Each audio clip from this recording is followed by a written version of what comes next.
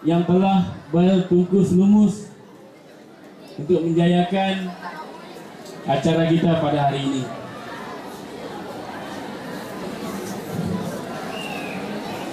Tuan-tuan dan puan-puan, pada hari ini kita menyambut Maulid Rasul.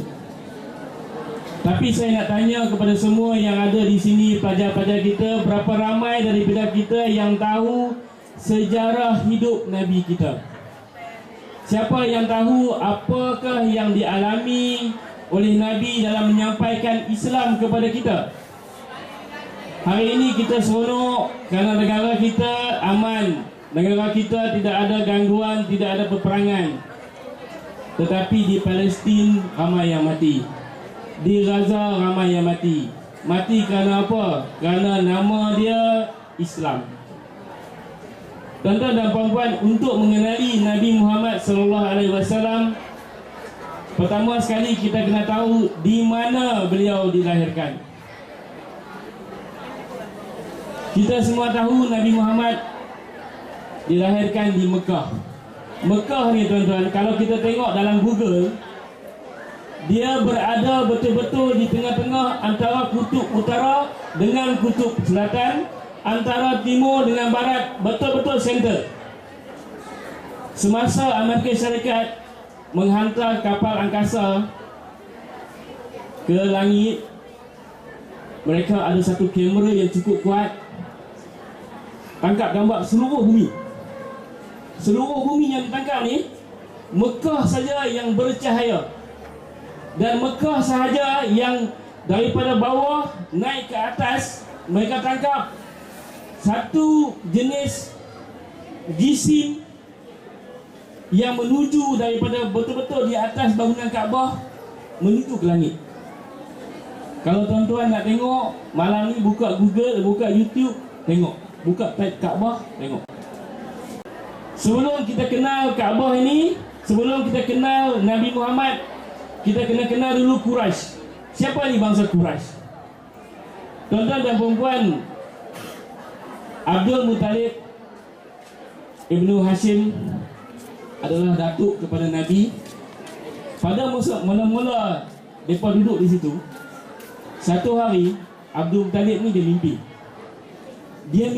Dalam mimpi dia kata pergi ke satu tempat ni dekat Kaabah. Dia sebut nama tu, saya pun tak ingat dah nama dia apa dia sebut. Kemudian hari yang kedua mimpi lagi. Hari yang ketiga mimpi, disebut nama dia, di tempat dia. Dalam mimpi dia kata pi korek di situ. Jadi Abdul Muttalib ni pi, dia bawa nama anak dia ada 11 orang. Dia bawa nama Al-Haris, anak dia ni. Pi korek, memancut telur ayam. Okey, bila memancut telur ayam, kaum-kaum Quraisy yang lain pakat duk tengok. Dia pergi dekat Abdul Muttalib, dia kata yang ni ayam ni kami punya. Pasal apa? Nabi Ibrahim ni daripada kami, Nabi Ismail daripada kami. Dia kata ayam ni semua kami punya. Abdul Muttalib kata, mana boleh ayam ni apa punya? Aku yang dapat mimpi 3 hari, aku yang korek. Lalas setelah ada pertelingkahan, kita buat keputusan. Tadi kita pergi dekat Syam. Syam ni satu kawasan di atas daripada Madinah, yang terdiri daripada Syria, Palestin. Kita jumpa satu orang di sana yang cukup alim. Dia kata orang ni akan tentukan air Zam-Zam ni siapa punya. Jadi mereka siap makan, mereka siap minum. Beberapa orang semua ni naik unta tuju ke Syam. Sampai di tengah jalan, duduk tengah panas, tengah padang pasir, nak kena makan, nak kena minum. Las-las ayat habis, kemudian makanan habis. Bila dah habis, mereka nak sampai ke Syam jauh lagi. Jadi salah seorang daripada kawan ni kata, lah ni kita korek kubur. Ada 5 orang, kita korek 5 kubur. Ada 6 orang, kita korek 6 kubur. Siapa yang mati dulu, yang hidup tanam. Kemudian yang kedua mati, tanam. Sehingga orang yang last sekali tu duduk dalam kubur dulu, tunggu mati. Tak payah sampai tanam, kubur dah siap. Kemudian Abdul Muttalib dia pergi dekat unta dia. Tiba-tiba di bawah kaki unta tu meracik-racik keluar ayat. Punya banyak ayat keluar sampai geng-geng yang 5-6 orang ni tengok. Mereka kata sahih dah, memang hang kena jaga Zam-Zam, tak ada orang lain dah. Ini petunjuknya. Mereka pun balik lah. Okay, sejak daripada hari itu, keluarga Abdul Muttalib jaga Zam-Zam. Bukan dia minum seorang, dia cuma mentadbirkan ladang Zam-Zam ni. Pada satu hari, ada satu orang ni di Yaman, nama dia Abrahah. Dia kata, pasal apalah orang-orang Arab ni duk pi sangat ke Mekah ni? Bisnes pi Mekah, umrah pi Mekah, semua pi Mekah. Jadi dia buat satu gereja yang cukup besar. Gereja ni dibuat di Yaman, orang tak mai. Dia bagi macam-macam insentif, subsidi macam-macam, siapa pun tak mai. Lalu dia buat keputusan bahawa lah ni kita kumpul tentera, kita pergi serang Kaabah, Madinah Mekah, kita robohkan Kaabah. Dalam surah Al-Fil ada banyak riwayat mengatakan bahawa banyak gajah. Ada mengatakan satu gajah yang besar. Tapi kita tengok dalam surah Al-Fil tu dia guna perkataan Al. Al ni mana kata dalam bahasa Arab the tu menunjukkan satu gajah. Okey. Jadi tahun itu tentera bergajah 7 menuju ke Mekah. Tujuannya satu, ia nak merobohkan Kaabah. Apabila sampai di tengah jalan,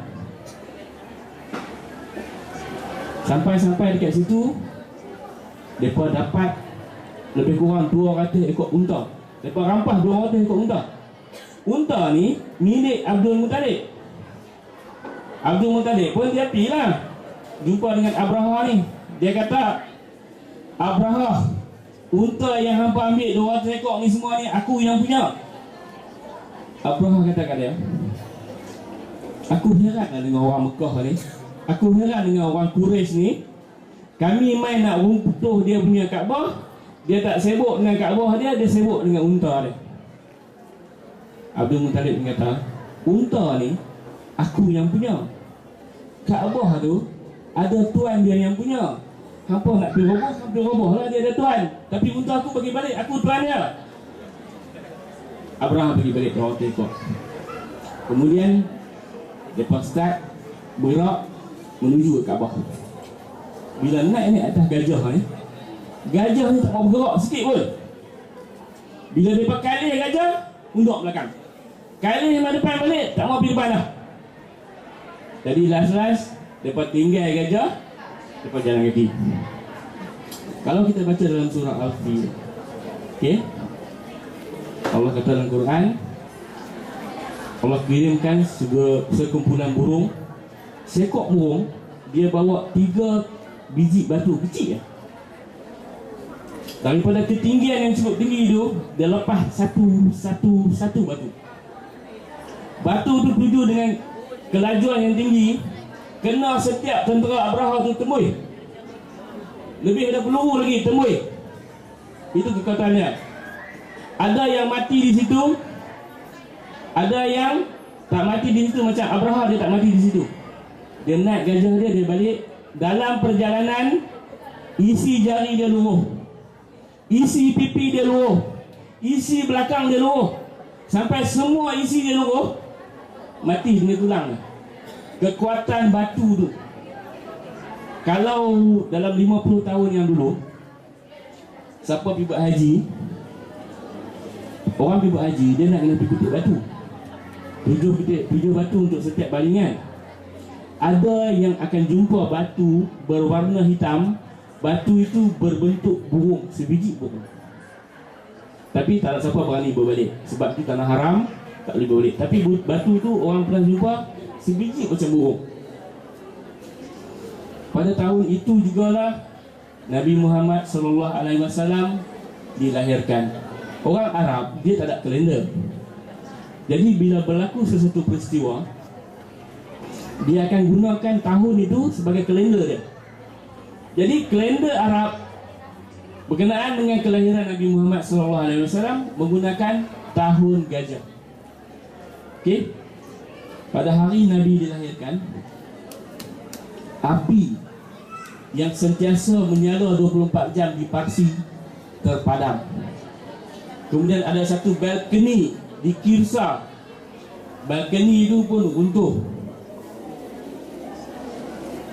Siapa yang manusia yang pertama lihat Nabi? Kalau kita dilahirkan, mesti ada bidan yang tengok kita mula-mula. Mak kita bukan ada nampak, bidan tengok dulu. Dalam kes Nabi, siapa tahu siapa orang yang pertama sekali tengok Nabi?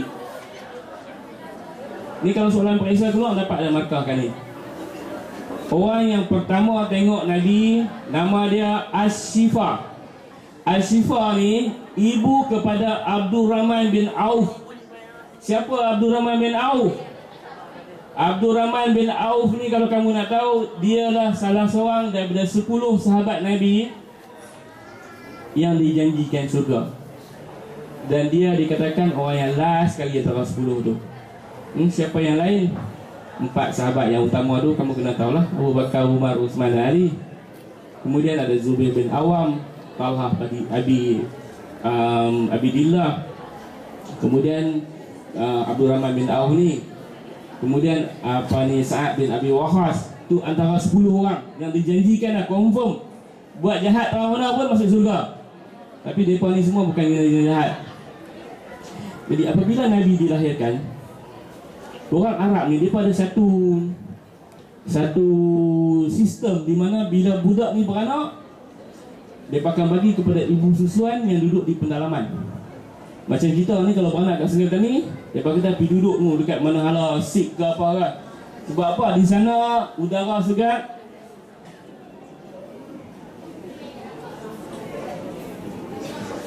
Dan di sana negatif punya kacau ni tak ada. Jadi pada hari itu dia ada kaum-kaum dia. Kaum-kaum ni lah yang akan hantar orang untuk pergi cari anak-anak susuan. Jadi salah seorang daripada Bani yang hantar anak nak cari anak susuan ni, nama dia Bani Sa'ad. Bani Sa'ad ni top lah dalam cakap pasal jaga anak dia patut. Tapi malangnya salah seorang yang dihantar tu naik kaldai, lutut dia luka. Kaldai lutut luka, jalan 3 kaki lambat lah. Orang lain semua sampai dulu. Bila sampai dulu, semua anak-anak Quraisy yang mana yang kaya-kaya ni semua dah habis. Yang dah sampai, nama dia Halimatul Sa'diyah. Halimatul Sa'diyah ni dia sampai dia tengok habis dah semua, tinggal Nabi je. Orang tahu ambil Nabi. Sebab masa tu dia bukan Nabi, orang tak tahu dia Nabi. Sebab dia tak ada bapa. Bapa Nabi Abdullah bin Abdul Muttalib meninggal dunia masa Nabi masih dalam kandungan 7 bulan. Yatim. Di Arab, kalau mak mati tak yatim, bapa mati baru yatim. Anak yatim orang tak ambil. Sebab apa? Duit tak pernah. Jadi apabila Halimatul Sa'diyah sampai, dia pun tak ada pilihan dah, taklah dia ambil. Sebaik-baik dia ambil Nabi tu, keberkatan dah dapat. Kaldai dia yang sakit kaki tadi tu terus lega. Dah lega. Bila jalan balik, dia potong habis trip yang unta-unta yang kuda-kuda awal ni. Bayangkan kaldai dah jadi laju nak sampai sana. Sampai di sana, orang-orang pendalaman ni dia belah kambing punya. Susu tu dia gunakan untuk bagi makan mereka, untuk keperluan mereka. Halimatul Sa'diyah ni dia orang kawan kaya. Sebab tu mereka kena diambil budak-budak. Dia sampai di rumah, dia tengok kambing yang dia belah, susu semua penuh. Pokok-pokok yang nak mati ni daun tumbuh. Itu dia nampak dah keberkatan. Okey. Apabila duduk dengan Halimatul Sa'diyah, Nabi makin besar, berkawan. Apabila Nabi mencapai usia lebih kurang 2 tahun, pada satu hari dia duduk main dengan kawan-kawan dia. Kawan-kawan ni semua ibu susuan, anak susuan kepada Halimatul Sa'diyah juga. Turun 2 malaikat berpakaian serba putih, membawa satu bejana emas. Dalam bejana emas tu ada air Zam-Zam. Dia angkat Nabi, dia bagi Nabi baring, dia start belah. Ada.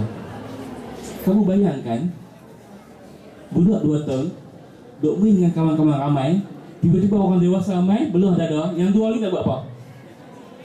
Lari lah. Mereka lari, dia 3 orang lari pergi cari hang tu Sa'diah. Dia kata Nabi Muhammad dalam bahaya, Nabi Muhammad dalam bahaya. Jadi jumpa hang tu Sa'diah, sampai balik ke tempat tu, tengok-tengok Nabi dah dalam keadaan takut, pucat, dan di dada dia ada kesan orang kena operate. Kalau siapa pernah tengok orang kena operate akan nampak garisan. Okey.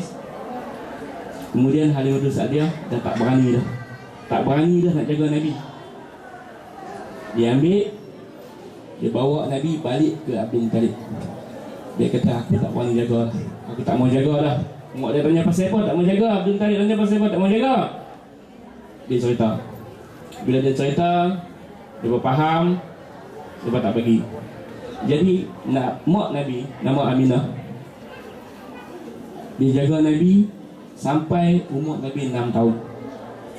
Macam mana dia jaga Nabi? Okay? Nabi, Mak Aminah ni, dia ada seorang hamba abdi. Hamba abdi ni nama dia Ummu Aiman. Ummu Aiman ni duduk dengan Nabi, dengan mak Nabi ni sebelum Nabi dilahirkan lagi. Mana kata bila Nabi dilahir sampai Nabi besar, Ummu Aiman ni ada dengan dia. Ummu Aiman ni, dia ni orang Ethiopia, Negro, Afrika, memang hitam. Satu hari Aminah kata, Ummu Aiman, jom kita pergi Madinah. Dia pergi Madinah sebab ayah Nabi meninggal dunia di Madinah. Dia pergi Madinah, duduk sana. Semasa umur Nabi 6 tahun, dalam perjalanan nak balik, sampai di satu tempat nama dia Wadi Khurah, kat sana saya. Wadi apa kan? Mak Nabi meninggal di situ. Bayangkan umur 6 tahun, mak meninggal di tengah perjalanan balik. Cuma tinggal seorang abdi yang muda yang kena jaga Nabi, bawa pergi Madinah, Mekah. Dalam keadaan macam tu, Ummu Aiman ni, Nabi kata inilah mak aku nombor 2. Mana kata dia jaga Nabi dari kecil sampai Nabi besar. Semasa Nabi dapat kenabian pada umur 40 tahun ni, saya lompat sikit.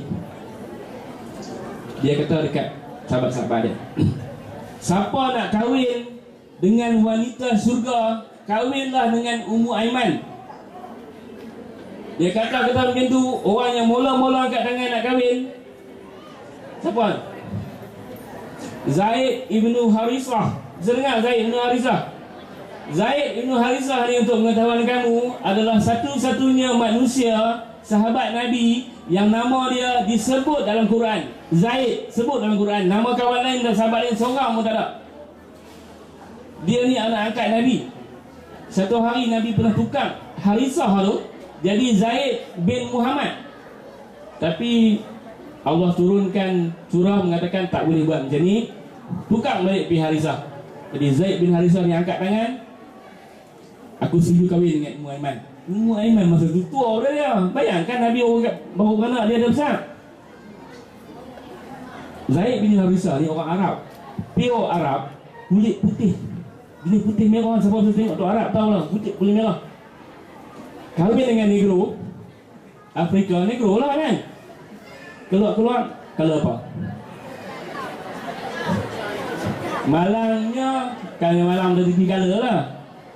Keluar ikut mak dia. Dapat Usama bin Zaid, bukan Usama bin Laden, Usama bin Zaid. Usama bin Zaid ni adalah salah seorang panglima perang Islam yang paling muda. Sampai ke tahap sahabat-sahabat Nabi kata, ini bukan anak Zaid ni, dia kata. Ini anak siapa? Pergi petik, dia mengaku anak Zaid. Satu hari anak dengan bapa ni ke mana pun dia rapat. Dia tidur di masjid. Zaid tidur di masjid Madinah. Apa ni, Usama tidur di masjid Madinah. Jadi depa di Arab tidur, kaki menjuluk keluar. Selimut satu. Selimut dua orang, keluar dua kaki, satu kaki gelap, satu kaki cerah. Lalu seorang sahabat ni, orang Arab ni dia memang teror. Depa tak erti baca pun, depa punya memori ni, kalau lah ni, saya ingat 300 gig punya dalam komputer tu, dia boleh simpan.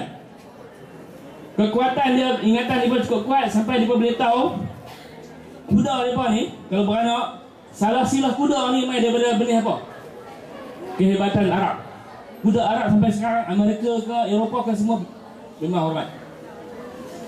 Jadi orang ni dia memang pakar salah silah manusia. Dia tengok kaki, dia tahu dah yang ni dia balik ke tak. Tengok kaki je. Lalu masa tu kawan sahabat-sahabat Nabi ramai, dia pun duduk. Ini kaki dia kata, color lain tapi benih sama. Sejak benda tu orang tak pernah bersoal dah bersama ni anak siapa. Jadi saya balik ke umur Nabi 6 tahun. Okey. Apabila Nabi sampai umur belasan tahun, Nabi ni kerja dia jaga kambing. Kambing di pada pasar ni banyak. Jadi dia kena jaga kambing. Bila malam di Mekah, mereka ada pesta. Bila orang kahwin dia pesta lah. Pesta Arab dia kan tak tahu kan, gendang lah, apalah semua cukup lah. Jadi Nabi duduk jaga kambing dia pun duduk tak senang lah, dah dengar bunyi macam. Dia kata kat kawan dia, hang jaga kambing malam ni, aku dah kerja. Jadi kawan dia pun jagalah kambing. Nabi senyap-senyap menuju ke Kaabah nak pergi tengok pesta perkahwinan. Elok sampai dekat ya, ngantuk, lena. Elok kenduri habis, dia jaga. Besok nak pergi tengok lagi pesta 3 hari 3 malam.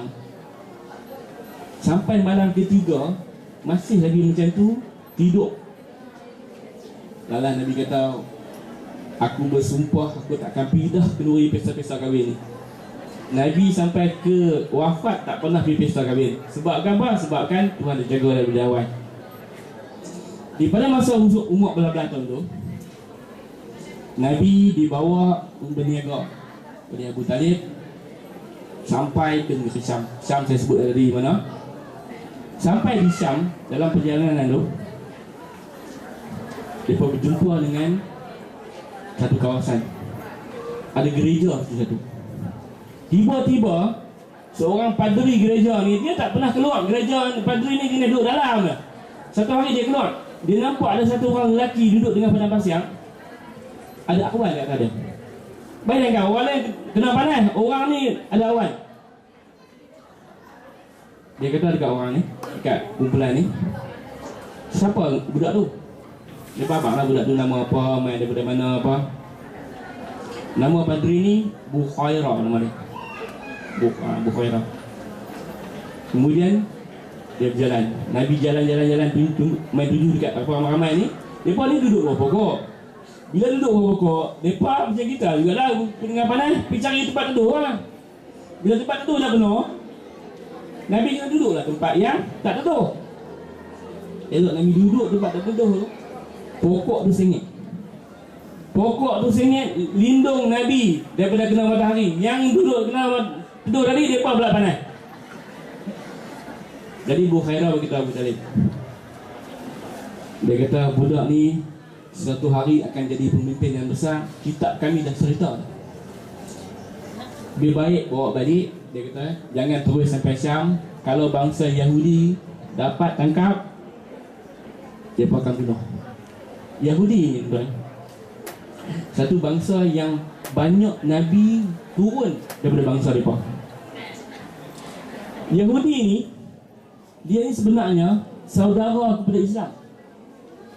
Okay, saya cerita pasal Nabi Ibrahim. Nabi Ibrahim ada 2 orang anak. Satu Nabi Ismail bersama mak, nama apa? Siti Hajar.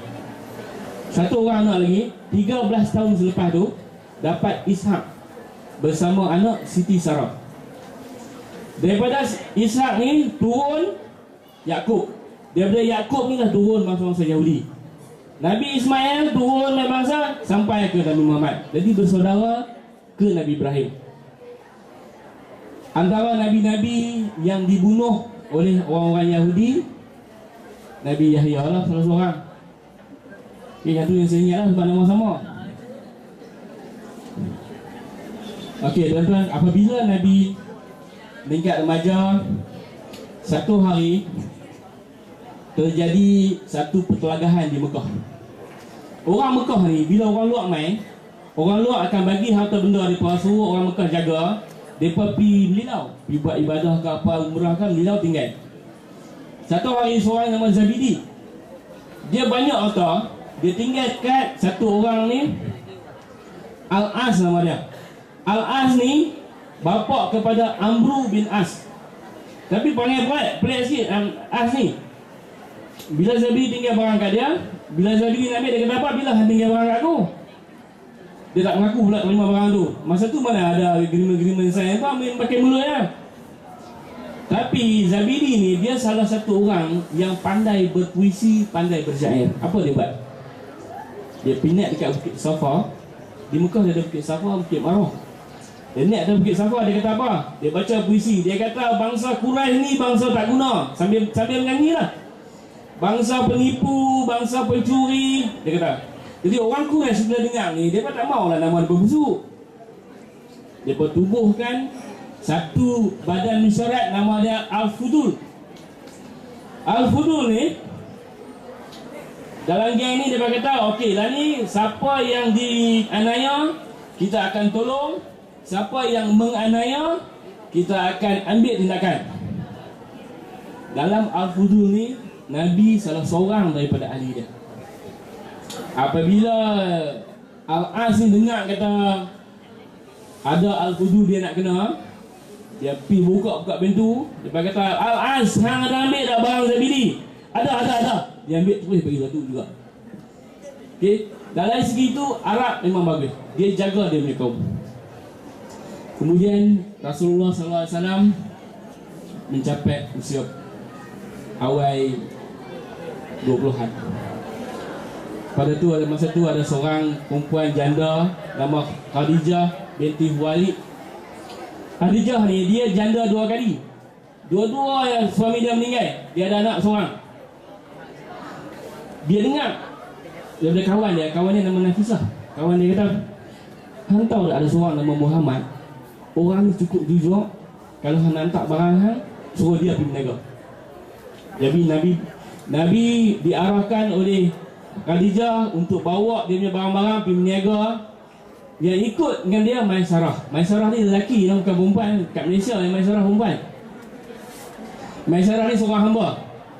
Maisarah ni kata sepanjang perjalanan dia dengan Nabi sampai tempat berniaga cukup laku, dan setiap sen yang duit Siti Khadijah ni semua dikembalikan. Jadi Nabi SAW dia kata, hang janda 2 kali, apa salahnya hampir minang Muhammad ni? Masa tu Khadijah umur 40 tahun, muda sikit dari saya lah.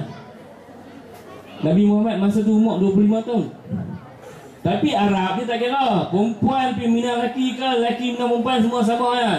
Dia pergi jumpa Abu Talib, dia kata lah ni aku nak kahwin dengan anak saudara hang.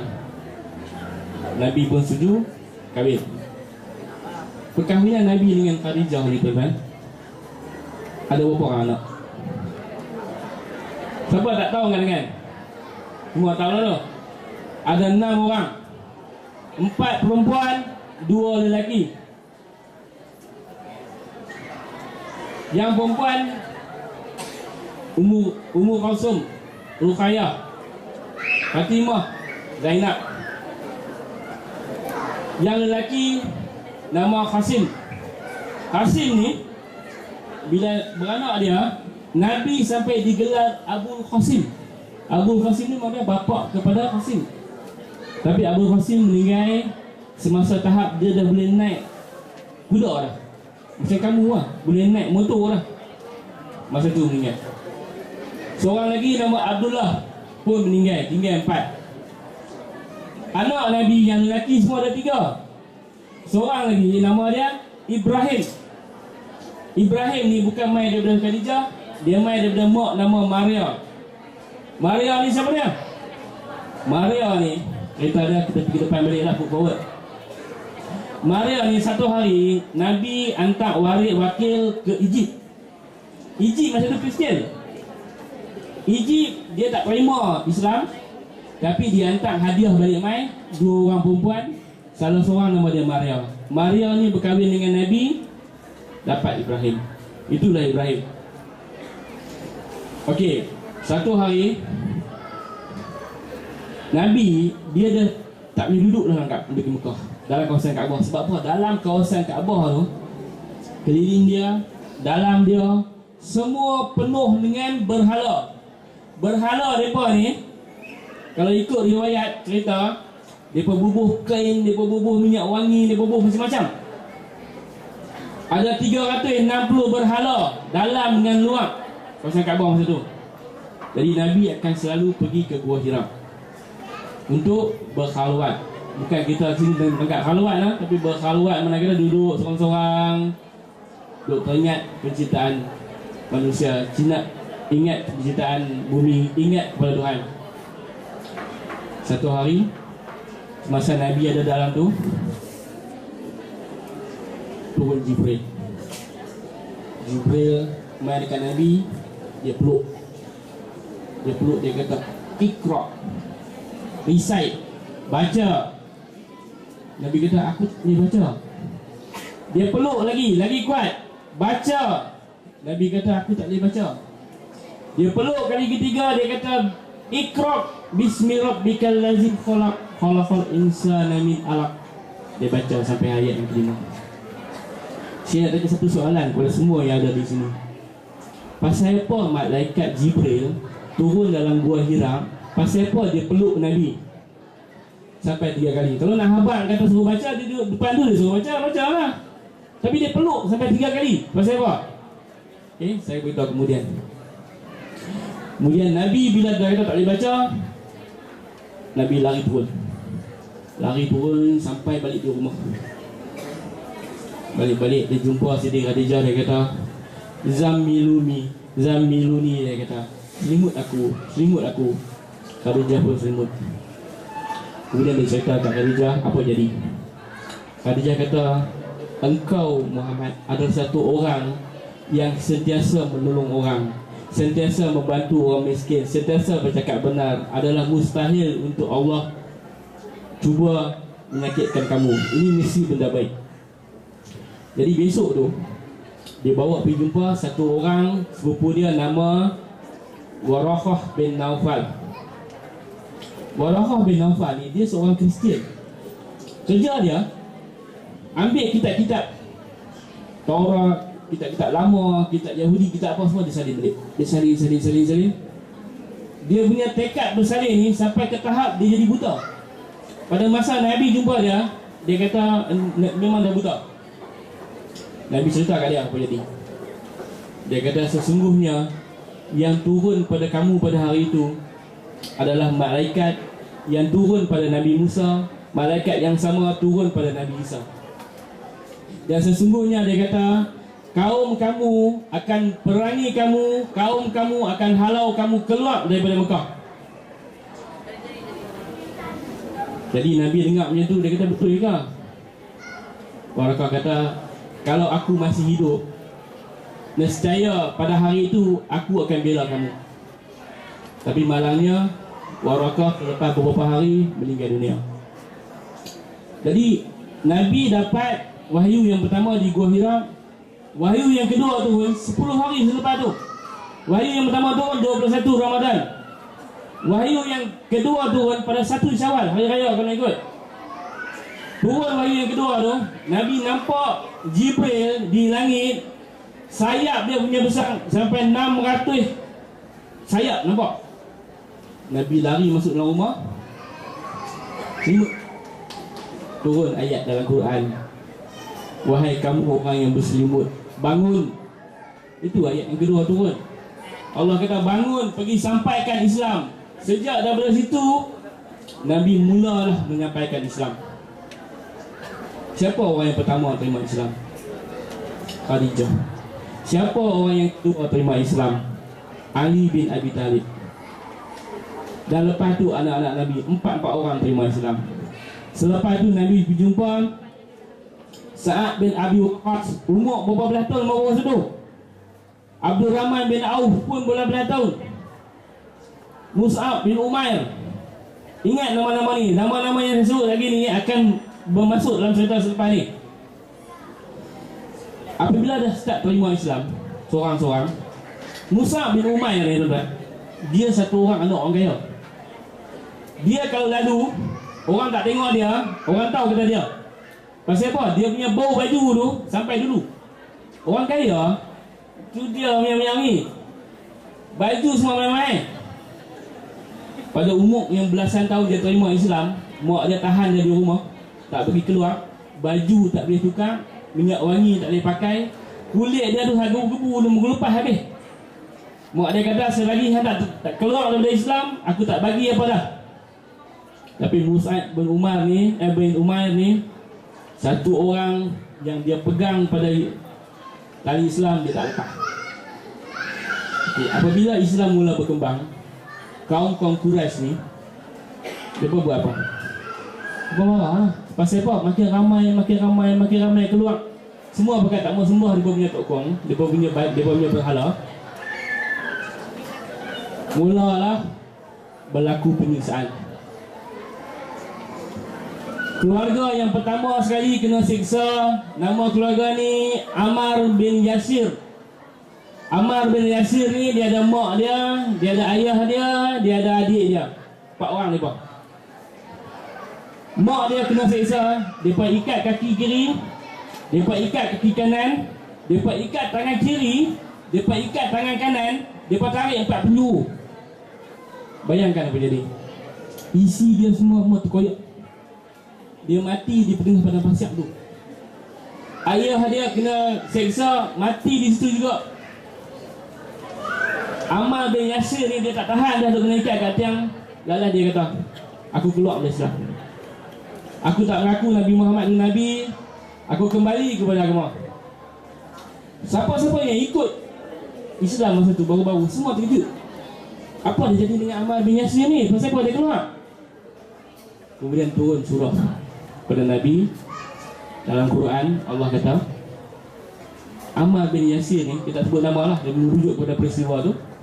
Ammar bin Yasir ni, di mulut dia tak keluar, di hati ni Islam kuat di tangan dia. Jadi apabila Islam berkembang tu, salah seorang lagi yang kena seksa, nama dia Bilal bin Rabah. Bilal bin Rabah ni, dia ni hamba kepada Umayyah. Umayyah dapat tahu dia masuk Islam, heret dia pergi dengan pasir, ambil batu ni bukan main-main ni, berat punya batu. Bagi dia pakai baju besi, baju tu bagi panas dulu. Duduk dengan panas, pakai baju besi, dah betul, lepas tu tindih batu pula.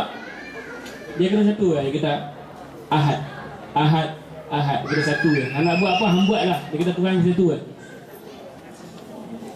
Jadi pada masa dia kena siksa tu, Abu Bakar lalu. Abu Bakar kata kat Umayyah, hang ni apa perangai pelik dia kata. Orang macam ni pun hang siksa sampai macam ni. Lagi hang jual dekat aku.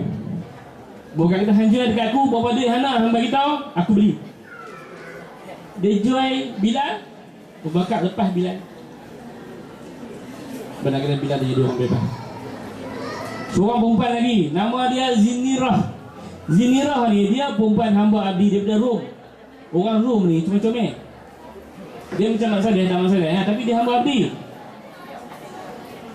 Dia punya ketua, dia punya tuan dia seksa Zinirah tinggal pada pasir tu, pukul sampai ke tahap dua-dua mata dia buta. Buta on the spot. Di situ sebenarnya buta.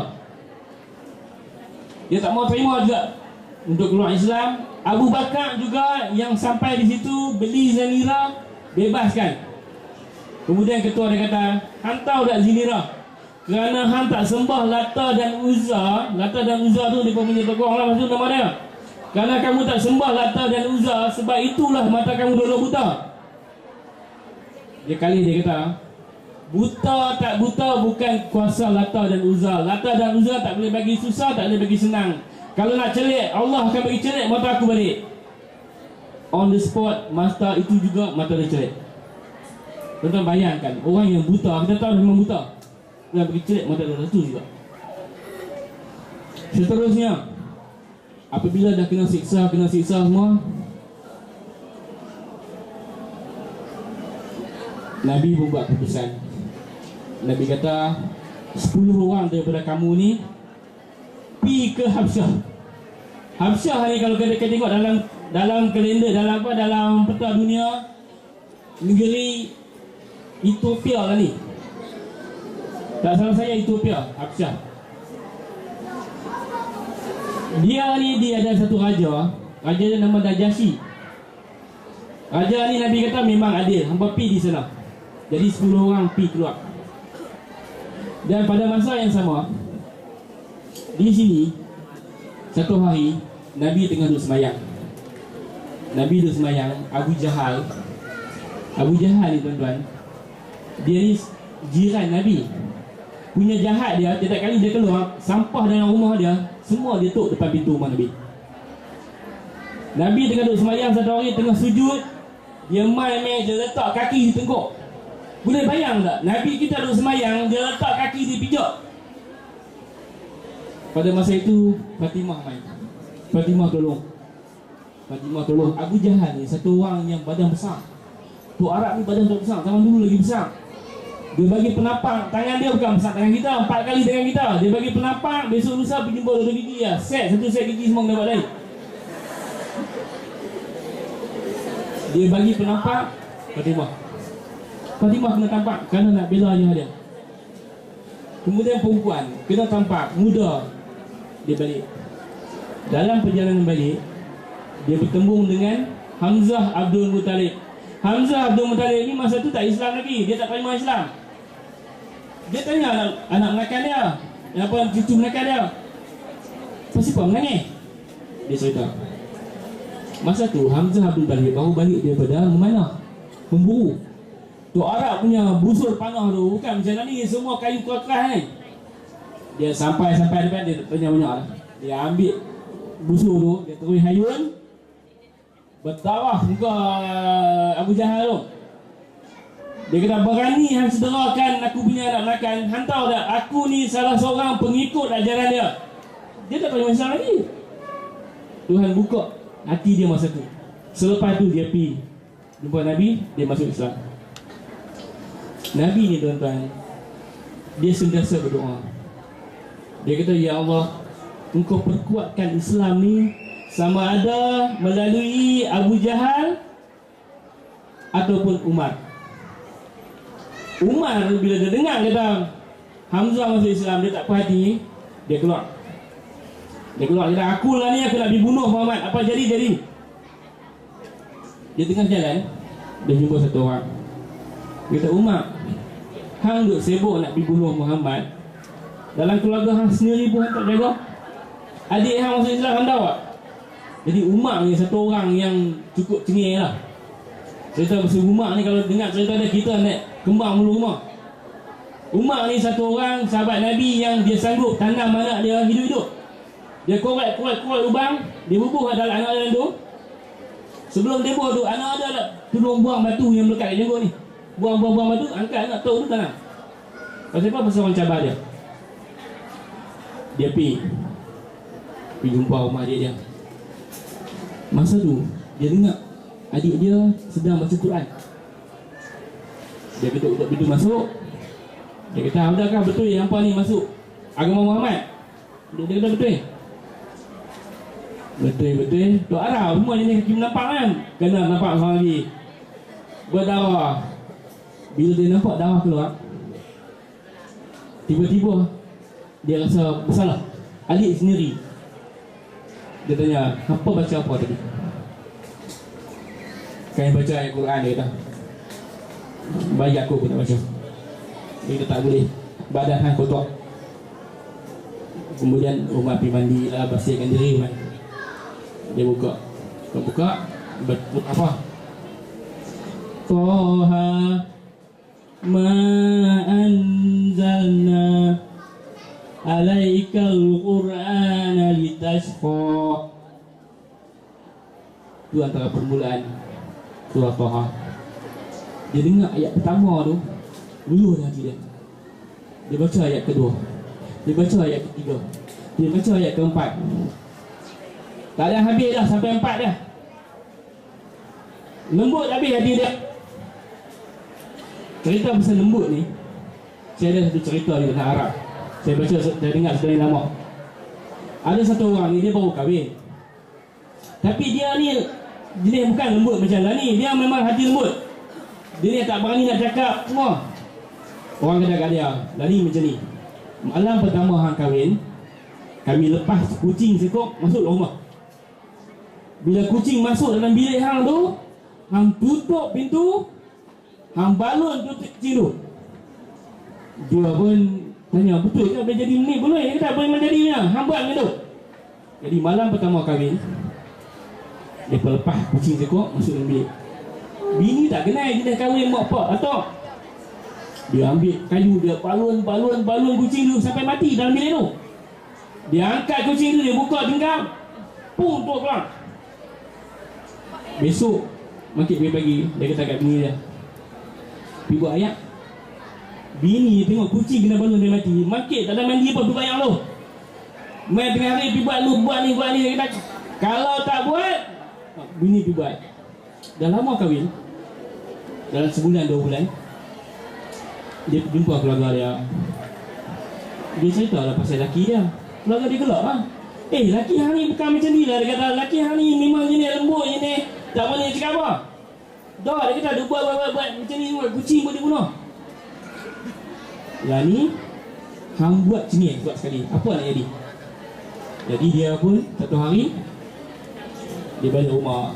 Bini dia duduk diam kan. Laki dia kata, bangun pergi buat ayak. Kalau tidak, bini dia kata, kalau tidak apa? Kalau tidak abang pergi buat hendak je. Okey, Umar bila dia pergi jumpa dengan Nabi masa tu, Sayyidina Hamzah duduk ada di depan pintu. Sayyidina Hamzah kata, kalau Umar mai niat dia jahat, aku dulu akan tentang dia. Dia berdoa bahawa bagilah kekuatan untuk dia lawan Umar. Tapi Umar dah memang lembut hati dia. Dia pergi sana memang niat dia nak masuk Islam. Sampai jadi apabila dia masuk Islam, dia tanya Nabi, bukankah Islam ni agama yang benar? Dia kata betul. Kalau benar, kenapa bersembunyi? Kenapa kita bersembunyi di rumah Arkam Al-Arkam? Rumah yang Nabi duduk selama ni namanya rumah Al-Arkam. Apabila dengar Nabi kata, lari jom kita keluar, kita istiharkan kita Islam. Semua sahabat Nabi keluar. Mereka pergi sampai kat keliling Kaabah untuk mengistiharkan keislaman. Jadi tuan-tuan dan puan-puan, pada satu hari kaum Quraisy mereka panggil Nabi. Mereka panggil Nabi untuk tanya tentang Islam. Jadi pada masa tu mai satu orang buta. Orang buta ni dia tanya Nabi, "Ya Rasulullah, ceritakan pada aku Islam." Orang ni buta. Nabi tengah cakap dengan para bangsa. Nabi jeling tengok dia. Nabi kalih tempat lain. Nabi terus berceramah dekat Quraisy. Masa tu juga turun satu ayat Quran surah Al-Abasa yang tegur Nabi.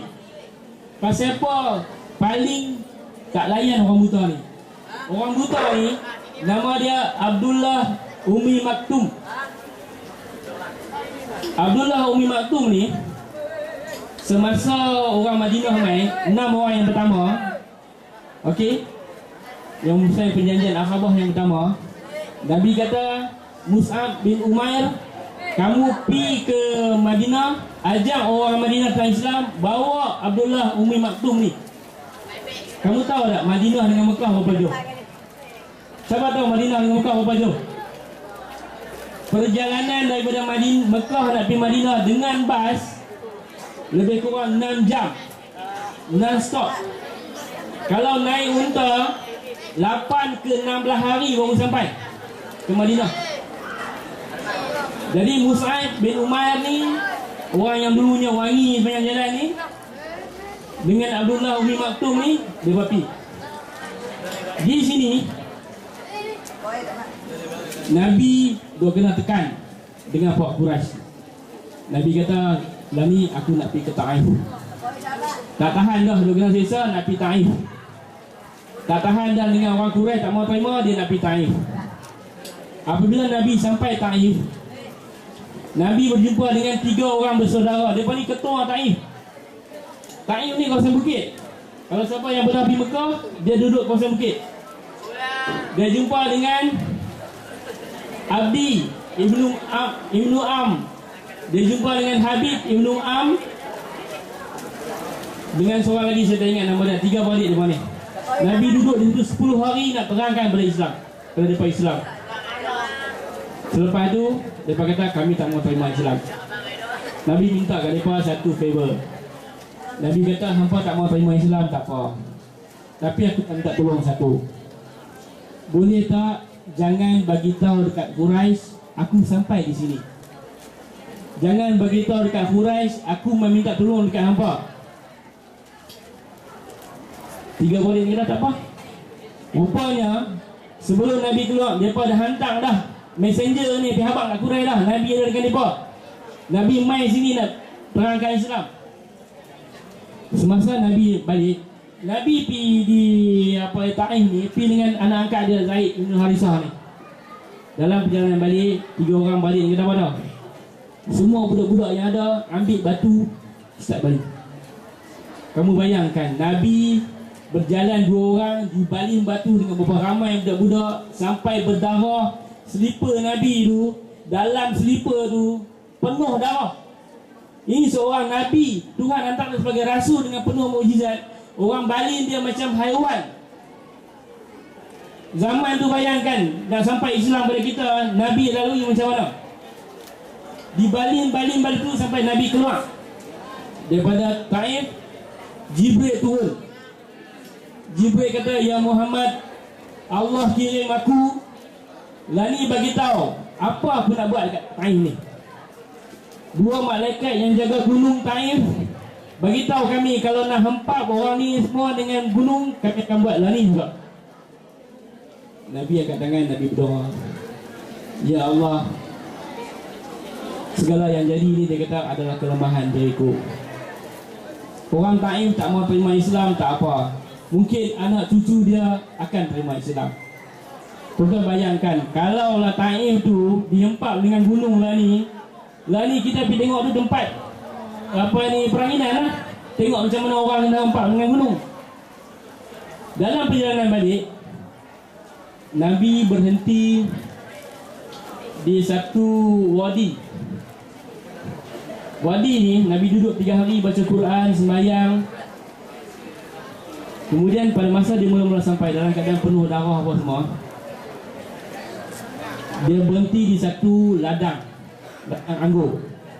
Ladang anggur ni milik 2 orang bersaudara. Seorang nama Uqbah, seorang nama Zuhaibah. Bila duduk itu, dia ada seorang hamba abdi nama Adas. Adas ni hamba abdi Afrika, Iraq. 2 balik ni bagi anggur, dibagi dekat Nabi. Adas ni pergi sampai bawah pokok, dia bagi anggur. Nabi tanya dia, min aina anta ya waladun? Kamu datang dari mana budak?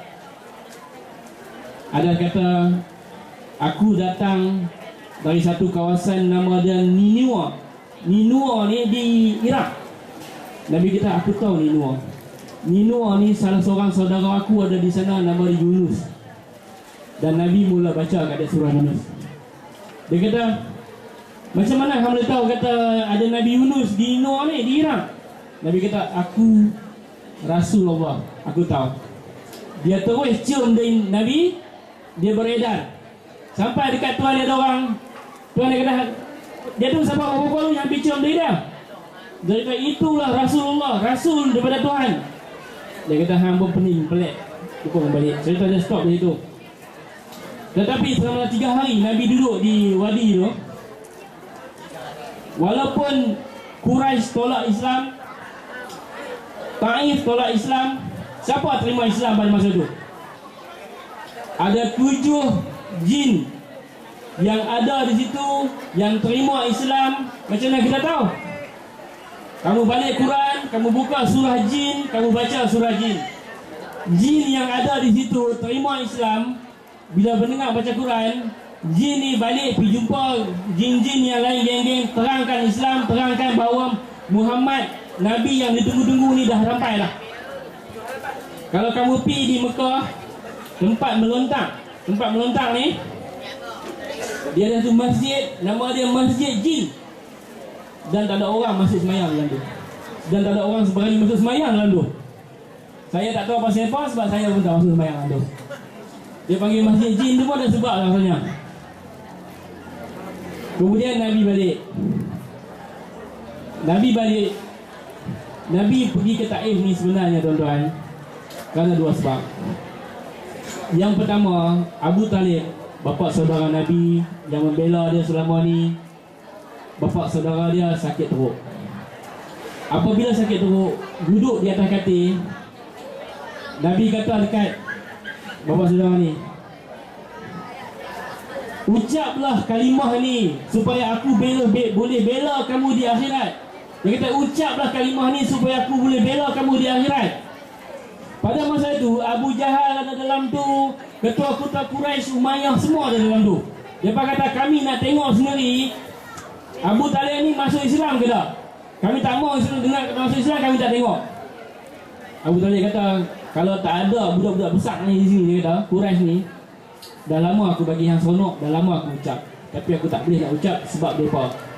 Jadi dia mati dalam keadaan bukan Islam. Nabi berdoa supaya Abu Talib diberi seksa yang paling ringan dalam neraka.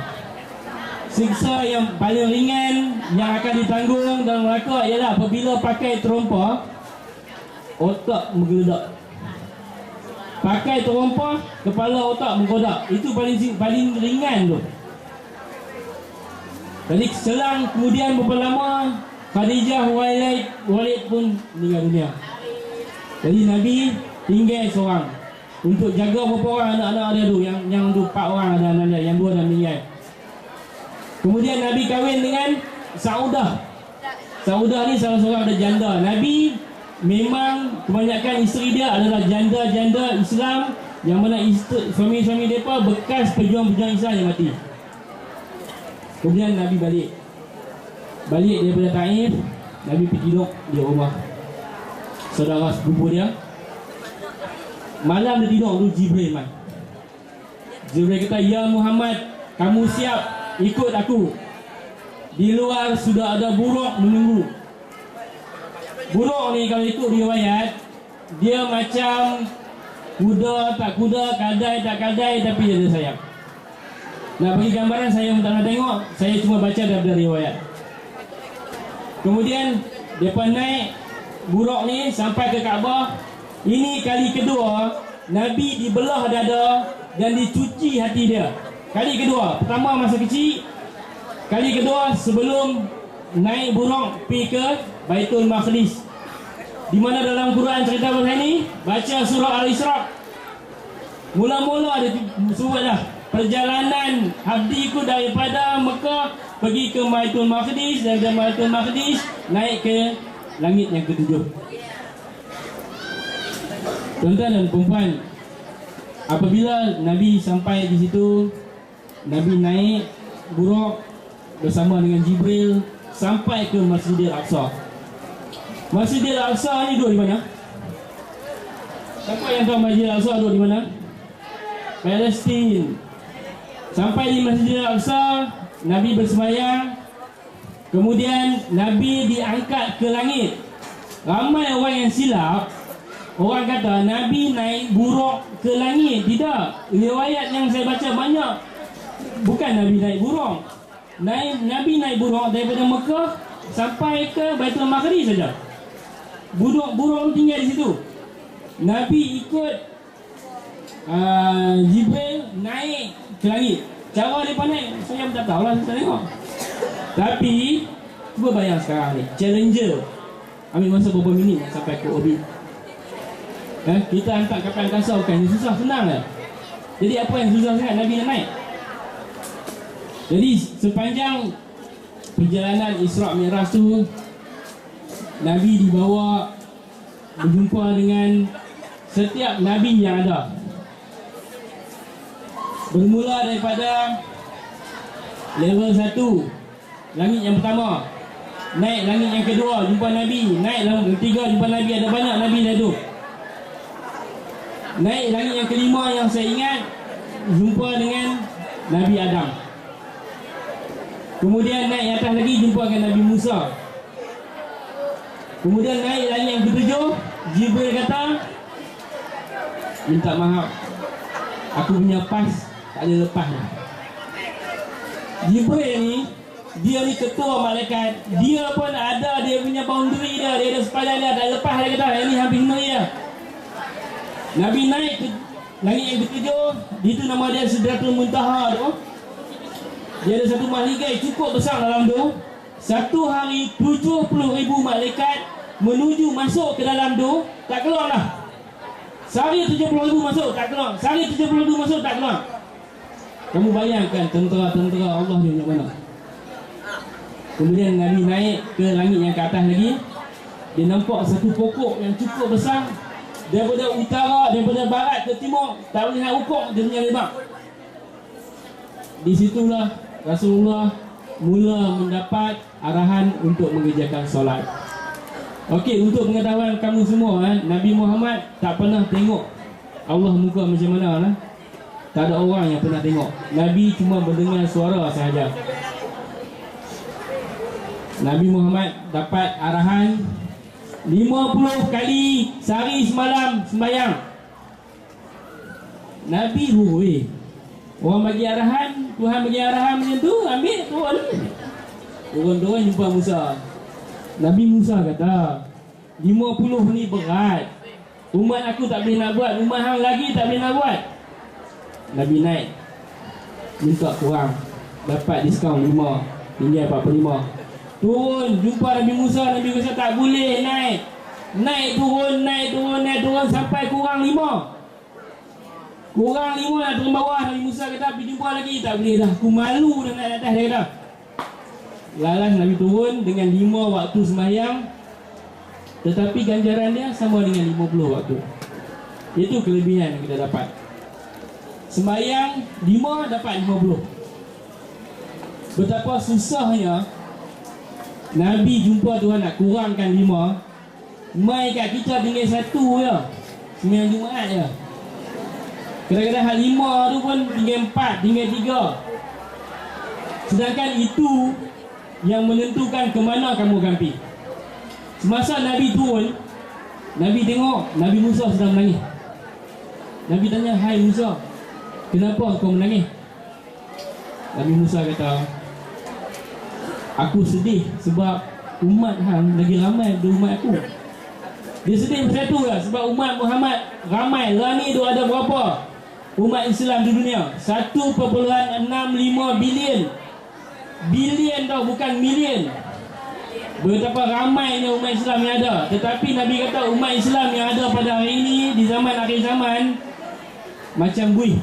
Ramai tapi lemah lembek. Kemudian apabila Nabi turun, Nabi naik buruk kembali ke Mekah. Bila kembali ke Mekah, dia cerita dekat Abu Jahal. Abu Jahal salah seorang yang ada di situ. Nabi cerita, Abu Jahal kata, "Boleh tak hang cerita lagi sekali? Aku nak panggil ramai-ramai." Dia panggil semua ramai-ramai duduk. Dia cerita. Jadi apabila dia cerita, semua orang pakai gelak. Siapa tak gelak? Daripada Mekah naik ke Baitul Maqdis, mereka ambil masa berhari-hari. Yang ni berapa jam ni sampai? Satu malam tu juga patah balik lah. Tapi dalam gulungan tu ada orang yang pernah tengok Masjid Aqsa.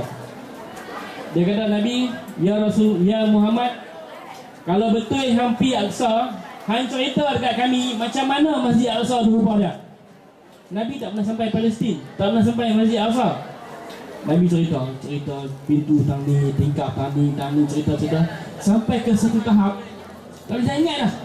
Nabi pergi situ bukan nak pergi hukum Masjid Aqsa. Nabi pergi situ ada tempat lain, jadi dia tak boleh ingat dah. Bila sampai sama-sama antara ingat tak ingat, tiba-tiba Allah munculkan Masjid Aqsa tu depan dia. Kamu pernah tengok gambar The Mummy tak? Bukan anak mami dah, bukan menantu mami, The Mummy. Kalau siapa yang pernah tengok The Mummy 2, Return of the Mummy. Return of the Mummy tu cerita dia budak ni, dia ada satu macam gelang kat tangan dia. Bila dia pakai gelang tu akan muncul bangunan-bangunan yang dia genapi. Kalau piramid, muncul piramid. Kalau Gaza, muncul Gaza. Kalau muncul ni semua muncul. Macam tu lah sebiji. Macam mana munculnya depan Nabi Masjid Al-Aqsa. Nabi boleh cerita in detail tangga tak mana, tingkap ada berapa, tingkap kalau apa, semua cerita. Dan orang dia kata memang sebiji itulah. Kemudian dia bertanya Nabi lagi, masa hang balik main, takkan tak ada orang main jumpa? Nabi kata ada. Dia jumpa beberapa puak rombongan yang menuju ke Mekah masa tu. Salah satu kumpulan tu, unta dia hilang.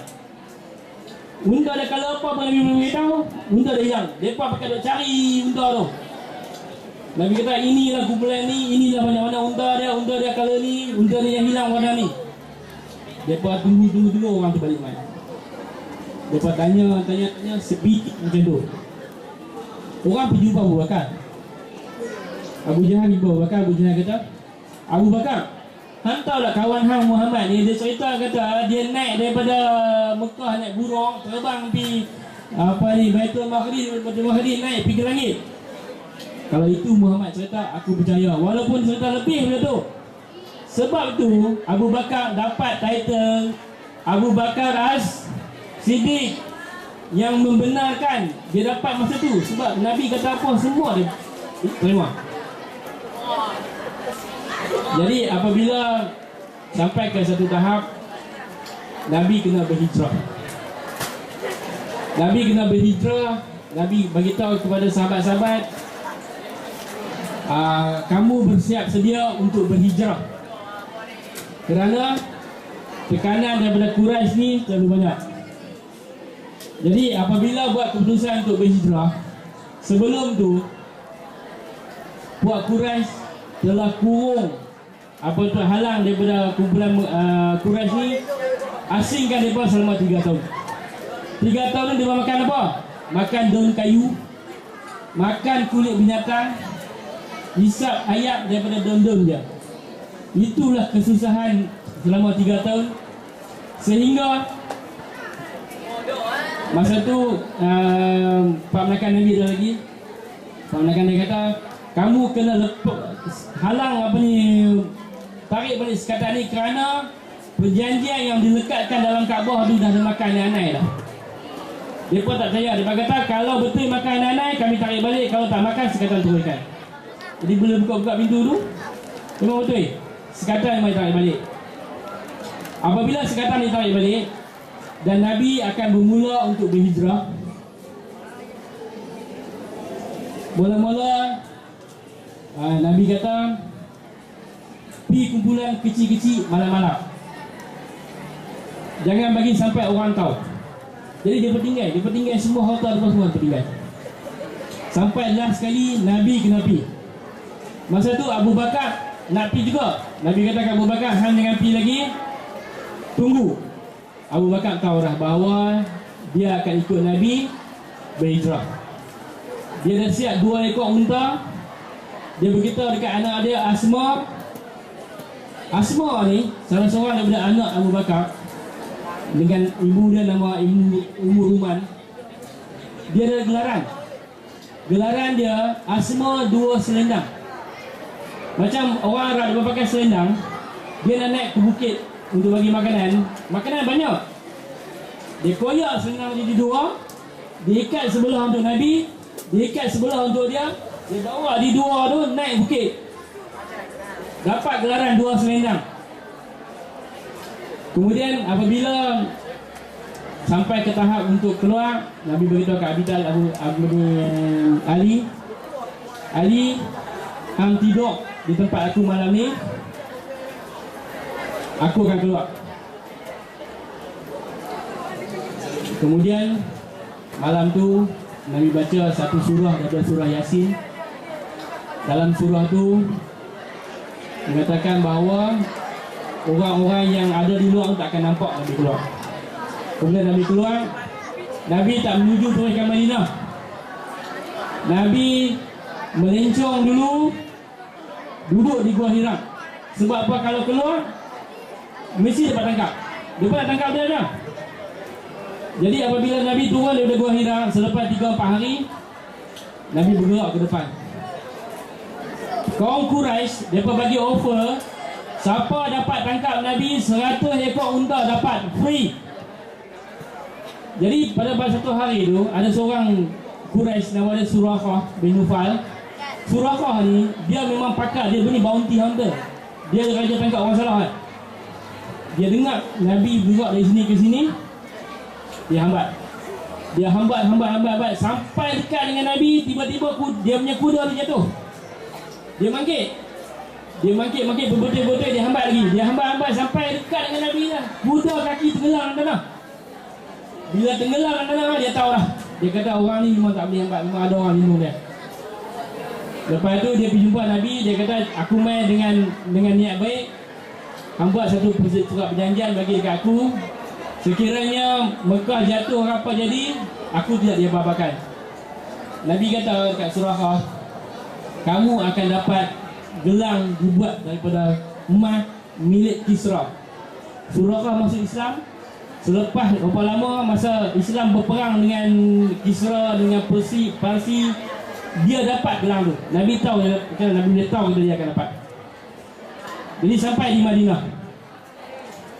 Madinah, tempat yang mula-mula sekali Nabi duduk, nama dia Quba. Quba ni adalah satu masjid yang satu kawasan yang mana Nabi bina masjid yang pertama sekali. Nama dia Masjid Quba. Masjid ni buat daripada apa? Pokok kurma, daun kurma, susun buat tanah-tanah liat jadi masjid. Nabi duduk di situ lebih kurang 2 minggu. Selepas itu baru Nabi masuk ke Madinah.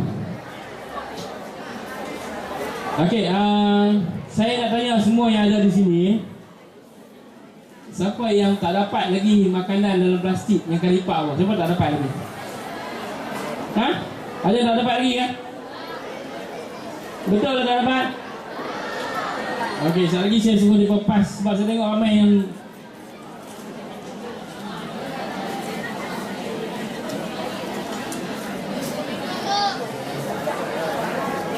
okey, yang seterusnya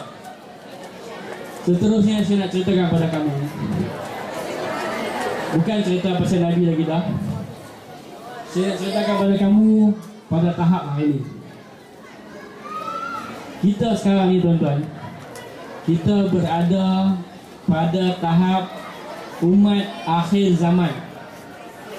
Nabi kata pada akhir zaman ni, manusia yang ada ni, nak tahu dia akhir zaman ke tidak, dah jadi dekat dah kiamat. Tahu bulan Januari tahun 2012, okey, kamu tahu tak Hubble teleskop? Hubble teleskop ni satu teleskop yang ada di orbit. Dia pancarkan teleskop ni ke matahari. Dia punya kekuatan tu, bila matahari tengah duk bergerak tu, dia boleh ambil gambar. Bulan Februari tahun 2012, mereka NASA rilis gambar menunjukkan bahawa berlaku satu letupan di gunung berapi di matahari. Letupan tu sebesar planet Mustari. Besar tu. Bila meletup, cahaya dia menuju ke bumi dalam kelajuan yang tinggi. Sekarang ni dia menuju ke bumi lagi cahaya tu. Apabila cahaya tu sampai ke bumi, kutub utara punya jarum tertolak menuju ke selatan. Sekarang dah bergerak 20% dah. Kalau kutub utara punya jarum menuju ke selatan, kutub selatan punya jarum naik ke utara, barat punya jarum akan bergerak ke timur, timur punya jarum akan turun ke barat. Bila komplit pusingan tu, matahari naik daripada mana? Matahari tak naik dari timur lagi dah. Matahari akan naik daripada barat. Nabi dah kata pada akhir last ni taubat tak terima dah, matahari naik daripada barat. Kita duk baca kata matahari naik daripada sana. Tapi yang akan berubah sebenarnya jarum tu sendiri akan berubah. Lari 20% dah berubah. Kamu buka dalam internet, kamu pergi dalam laman web NASA, kamu tengok sendiri. Kemudian Nabi kata, antara tanda-tanda akhir zaman ni, manusia akan berjalan di rata-rata panjang. Kasut tak pakai. Telanjang betul kan? Kasut tak pakai. Di mana dekat dunia ni nampak orang telanjang kasut tak pakai? Ha? Cuba pergi pantai-pantai. Semua pakai telanjang. Dan telanjang mana pakai kasut? Itu tanda-tanda akhir zaman. Apa lagi tanda akhir zaman? Tanda akhir zaman ialah apabila ibu-ibu melahirkan anak-anak tuan dia. Betul tak? Betul dengar hadis ni? Ha? Mak akan beranakkan anak tuan dia. Orang tanya ni, apa dia beranak anak tuan dia ni? Sekarang ni tuan-tuan, di sebelah Eropah, ramai pasangan-pasangan yang kahwin, dia tak mau anak. Sama ada dia tak boleh beranak, dia tak mau anak, tak tahu pasal apa, sakit macam mana ke, dia tak mau anak. Apa dia buat? Dia ambil adik dia, dia ambil kakak dia, dia bayar duit, benih dia, benih suami dia, tanam dalam rahim adik dia tu. Adik dia tu akan beranak anak dia. Sebab apa? Sebab benih dia, benih bini dia simpan di situ je. Lepas tu jadi masalah. Jadi masalah masuk dalam kot. Adik dia tahu bagi anak. Dia kata ni anak ni aku yang beranak, bukan bapa anak, benih yang bapanya. Lepas tu apa dia buat? Di Eropah sekarang ni apa dia buat? Dia gajikan pembantu rumah, buat perjanjian. Pembantu rumah itulah akan membawa bayi anak mereka. Baca balik hadis tu. Apa makna dia? Dia beranak anak tuan dia. Tuan dia tu tuan rumah dia. Dah naik dah. Tanda yang akhir-akhir dah. Ni tanda final ni tanda dah. Bahawa kamu bersedia lah. Apa-apa boleh berlaku. Kamu tanya diri kamu sendiri. Apa yang kamu dah buat sepanjang hidup kamu? Tak ada satu manusia pun yang dia plan sampai 100 tahun ke depan. Paling kuat dia boleh plan 50 tak? Kita akan tanya, ada bandingan tak? Ada bandingan tak di akhirat dengan kehidupan di dunia? Di dunia ni sebenarnya bandingan ada tak? Ada. Apa bandingan dia? Bandingan dia kamu lah. Kamu masuk sekolah umur 7 tahun, ambil periksa. Darjah 2 ambil periksa, darjah 3 ambil periksa. Kamu akan diuji. Setiap kali kamu diuji, kamu akan dinaikkan satu tahap. Sama dalam dengan dunia dengan akhirat. Kita akan diuji, kamu akan diuji untuk menentukan tahap kamu di akhirat. Tarikh akhir kamu keluar universiti. Bagi yang tak masuk universiti, tingkatan 5. Itulah tahap paling tinggi. Ada lagi orang yang masuk sekolah umur 20 tahun dulu tingkatan 5. Mana ada? Sama lah dengan kehidupan kamu. Sampai ke satu tahap kamu semua akan mati. Ada yang mati dan sampai tua, ada yang mati tak ada yang tua. Tapi soalan yang ditanya sekarang ni, apa persediaan kamu untuk yang tu? Kalau kamu tengok di sekolah ni, PIBG, pengetua, semua jaga kamu punya sembahyang. Sebab apa? Sebab Nabi 50 kali punya sembahyang kurang. Sebab kalau kita tengok dalam Quran, ayat yang mengatakan bahawa tak boleh minum arak, Jibril hantar. Ayat mengatakan tak boleh berjudi, Jibril hantar. Ayat yang mengatakan kena solat, Tuhan bagi straight dekat Nabi Muhammad SAW. Sebab itu walaupun sakit kena sembahyang, walaupun sibuk kena sembahyang. Kena jaga itu. Cara untuk berubah dalam diri kamu, saya nasihatkan kamu balik beli Quran tafsir, start baca Quran tafsir tu, kamu akan faham apa dia maksud dia. Ada orang mengatakan bahawa orang kafir kebanyakan mengatakan bahawa Quran ni Nabi Muhammad yang tulis. Yang pertama, Nabi Muhammad seorang yang tidak boleh membaca, tidak boleh menulis. Yang kedua, Quran sendiri bagi cabaran. Kalau kamu kata Quran ni Nabi Muhammad ciptakan satu Quran yang sama dengan dia, tak boleh buat. ciptakan 10 surah yang sama dengan dia pun tak boleh buat. Lalu turun ayat berapa? Wa in kuntum fi raibin mimma nazzalna ala abdina fa'tu bi suratin min mislih. Surah Al-Baqarah ayat yang ke-26 ke 23. Kalau kamu kata Quran ini datang dari Muhammad, kamu cipta satu cukup. Satu pun tak boleh buat. Ini menunjukkan bahawa Tuhan dah bagi kepada kamu semua satu kelebihan, dilahirkan sebagai seorang Islam. Islam ni mana kata bukan kalau beranak Islam kamu dijanjikan syurga. Tidak. Kamu akan dinilai daripada solat kamu dulu. Kalau lepas yang tu baru lepas semua. Ambil SPM tak lepas BM, tak lepas semua, betul tak? Nak masuk universiti BM fail. Fizik A1, kimia A1, biologi A1, main tak BM kantoi. Sama lah macam di akhirat. Kantoi solat, kantoi semua. Ingat yang tu, bahawa kamu tak tahu bila kamu nak mati. Kalau kamu tahu bila kamu nak mati, memang senang.